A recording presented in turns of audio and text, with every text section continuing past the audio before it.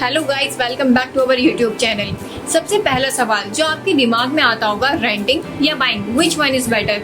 Honestly there is no one size fit all answer. दोनों options के अपने pros और कॉन्स होते हैं और ये डिसीजन डिपेंड करता है आपकी फाइनेंशियल सिचुएशन, लाइफ स्टाइल और लॉन्ग टर्म गोल्स पर। तो आज हम देखेंगे की फैक्टर्स जो आपको मदद करेंगे सही फाइनेंशियल डिसीजन लेने में, बेस्ड ऑन फैक्ट्स, एग्जांपल और थोड़ी सी एक्सपर्ट एडवाइस। तो चलिए वीडियो को शुरू करते हैं। सबसे पहले बात करते हैं रेंटिंग की। रेंटिंग का सबसे बड़ा बेनिफिट है फ्लेक्सिबिलिटी। आज आप एक जगह रह रहे हो, कल आप दूसरी जगह शिफ्ट हो सकते हो बिना किसी मेजर फाइनेंशियल बर्डन के। Now let's look at some key points. सबसे पहले उसमें आता है फ्लेक्सिबिलिटी। रेंटर्स को फ्लेक्सिबिलिटी मिलती है, कोई लॉन्ग टर्म कमिटमेंट नहीं होती। अगर आप काम के चक्कर में रिलोकेट होना पड़े या लाइफस्टाइल चेंज करना हो, it's easy as ending your lease and moving on. दूसरा की पॉइंट है लोअर अपफ्रंट कॉस्ट। रेंटिंग में आपको डाउन पेमेंट देने की जरूरत नहीं होती, जो होम बाइंग का एक मेजर हर्डल हो सकता है। यूजुअली रेंटर्स को बस डिपॉजिट देना पड़ता है और ये अमाउंट कंपैरेटिवली छोटा होता है। तीसरा की पॉइंट आता है नो मेंटेनेंस कॉस्ट। रेंटर्स को प्रॉपर्टी मेंटेनेंस की टेंशन नहीं होती। अगर कोई इश्यू आता है प्लम्बिंग या इलेक्ट्रिकल, लैंडलॉर्ड उसका खर्चा उठाता है। Let's take an example. Suppose Rohan एक मेट्रोपॉलिटन सिटी में रह रहा है और उसका जॉब काफी डायनेमिक है। उसे हर 2-3 साल में नई सिटी में शिफ्ट होना पड़ता है। Renting is perfect for him क्योंकि वो अपने लॉन्ग टर्म फाइनेंशियल कमिटमेंट नहीं चाह रहा। पर इसका डाउन साइड भी है, आप रेंट पे कर रहे हो लेकिन आपको ऑनरशिप का कोई फाइनेंशियल बेनिफिट नहीं मिलता। अब बात करते हैं होम बाइंग की। It is often seen as a long term investment. Buying a home आपको एक सेंस ऑफ स्टेबिलिटी और ऑनरशिप देता है, पर इसका फाइनेंशियल एस्पेक्ट काफी डिफरेंट होता है। Like building equity. जब आप एक होम खरीदते हो, आप अपने पैसे को रेंट की तरह किसी और को नहीं दे रहे। आपका मॉर्गेज पेमेंट डायरेक्टली आपके होम इक्विटी में कंट्रीब्यूट होता है, व्हिच मींस आप ऑनरशिप बिल्ड करते हो। दूसरा पॉइंट आता है टैक्स बेनिफिट्स। होम ओनर्स को काफी टैक्स बेनिफिट्स मिलते हैं, like deductions on mortgage interest. Long term में ये एक फाइनेंशियल एडवांटेज बन सकता है। थर्ड की पॉइंट की बात करें तो आता है stability and freedom. Home ownership एक सेंस ऑफ स्टेबिलिटी लाता है।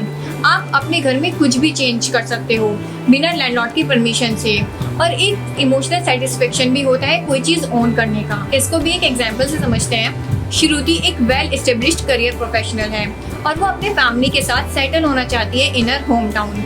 Buying a home make sense क्योंकि वो लॉन्ग टर्म स्टेबिलिटी चाह रही है और वो फाइनेंशियली सिक्योर है। वो अफोर्ड कर सकती है डाउन पेमेंट और वो रिस्पॉन्सिबिलिटी ऑफ ओनरशिप के लिए भी रेडी है। बट घर खरीदना आता है विद रिस्क। क्या आपको पता है ऑन एवरेज लोग अपनी प्रॉपर्टी में एटलीस्ट 5 to 7 years रहने का प्लान करते हैं to cover the cost of buying and selling a home. अब अगर आप कंफ्यूज हैं बिटवीन रेंटिंग और बाइंग, तो let's break it down into financial factors जो आपको सोचने पड़ेंगे।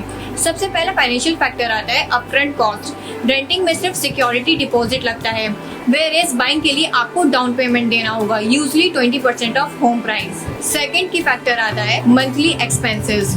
रेंटिंग में आपका मंथली रेंट फिक्स होता है, बाइंग में आपको मॉर्गेज पेमेंट के साथ प्रॉपर्टी टैक्सेस, मेंटेनेंस कॉस्ट और इंश्योरेंस का ख्याल भी रखना पड़ता है। थर्ड फाइनेंशियल फैक्टर आता है long term gains.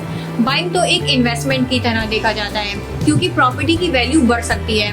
On the other hand renting does not provide any return of investment, but it gives you more liquidity. Fourth financial factor आता है मार्केट कंडीशंस। ये भी जरूरी है कि आप मार्केट कंडीशंस को समझो।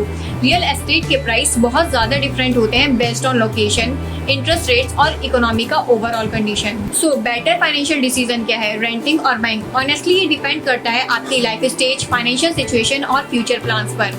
अगर आपको फ्लेक्सिबिलिटी चाहिए and you are not ready for financial commitment of buying, renting is probably better for you। लेकिन अगर आप फाइनेंशियली सिक्योर हो और आपको लॉन्ग टर्म स्टेबिलिटी और इन्वेस्टमेंट अपॉर्चुनिटी चाहिए, then buying might be the right choice। Remember, ये decision purely financial नहीं है, it's also about your personal goals and life style. अपना टाइम लीजिए, सिचुएशन को समझिए और बेस्ट डिसीजन आपके लिए क्या होगा ये फाइंड आउट कीजिए। अगर ये वीडियो आपको हेल्पफुल लगा हो तो लाइक जरूर करें और चैनल को सब्सक्राइब करें for more such financial insights. Until next time, stay smart with your money. और हाँ, अपना डिसीजन लेने से पहले कंसल्ट अ फाइनेंशियल एडवाइजर और do your own research. Her decision का अपना रिस्क होता है, but the more informed you are, the better decision you will make। See you in the next video. Thank you for watching.